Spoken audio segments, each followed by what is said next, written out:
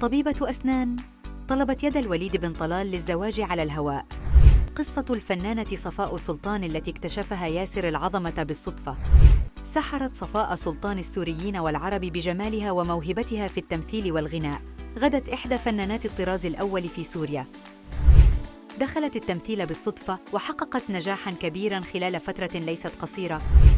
ولدت سلطان في العاصمة الأردنية عمان، وظهرت موهبتها منذ الصغر، فقد كانت تقلد الممثلين وتحظى بإعجاب من حولها. بدأت التمثيل منذ الطفولة، شاركت في دبلجة فيلم تسجيلي من الإنجليزية إلى العربية.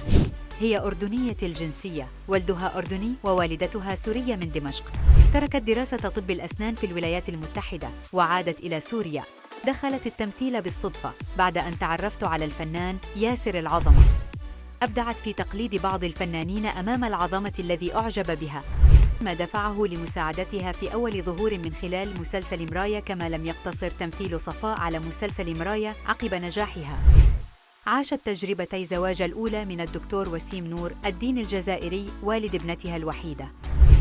أما الثانية كانت سرية من رجل أردني، وأقرت بندمها لأنها عاشت هذه التجربة.